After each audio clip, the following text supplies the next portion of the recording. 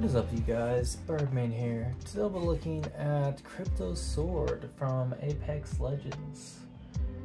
This thing took about a day to model and about a day or so to print. All the pieces are pretty small and they're repetitive, so you just keep printing those off.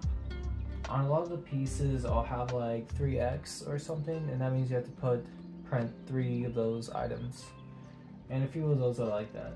So I'm also going to show you the 3D breakdown and show you how this thing is assembled, as a few people have asked for that, and this is my updated video. So let's go ahead. Also showing a little video what this looks like to scale, showing you how big it is. Alright, so let's jump into the 3D view and look at this, how this thing is assembled. So the first, we'll start the back and we'll work forward. So the very back, you have this piece, and it's gonna go ahead and just fit right on to the end piece right here. Coin, super simple, just attach it to like a string. I use a shoestring. This piece, the handle, it's gonna go ahead and just slide into the top part of the handle, just like that. And for the main handle, I used plexiglass for the inside. You just cut that to size with like a razor blade or something. It's a pain in the butt, but it'll look okay when you're done. I recommend using hot glue. The glue I used was super glue, and it left some residue on the top, the surface, and it didn't look as good as it could. For the little buttons and such, let's move right here. The buttons are right here and here. You're just gonna print them off and just place them like that. That's all you got to do.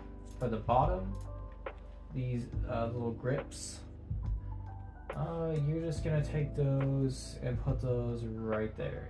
Just glue them on, and you're gonna be good to go.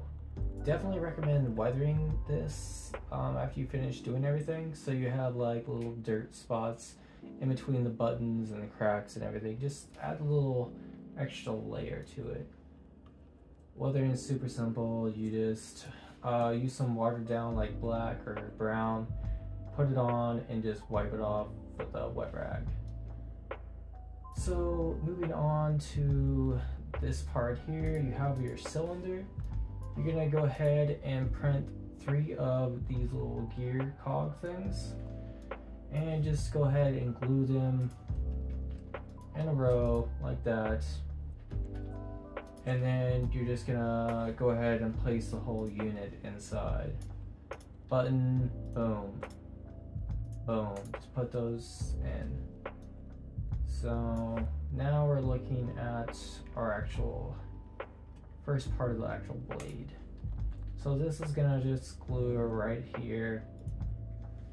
And then once you have that piece glued in, you're gonna take one of these, one's labeled left, the other's labeled right, and you're just gonna put them together and just glue them onto the blade. And I recommend gluing right here and the actual base. So moving on to the second part of the blade. With each section, you're gonna go ahead, these are 2 pieces. You're gonna print 2 of these off, put them together, and just glue them inside. And then when you put the piece on, it'll fit nicely. Each bladed piece has a connector, which goes in right here.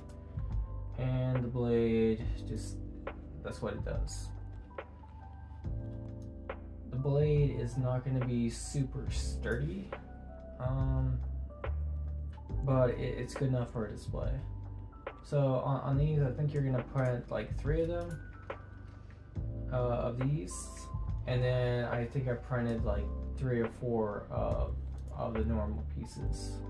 And it's the same thing. You have a thing in the middle. Last piece, end piece, print it off, put it on right there. So this is pretty simple to do, nothing crazy. Not gonna take too long to print off. When printing off, I do recommend like some of these pieces definitely, you know, like print them right here so the inside you don't have to worry about any infill on the inside. But use supports, so you have supports right here so it'll print all right. So that's it. If you guys print this off, tell me how your builds look. So yeah, peace you guys.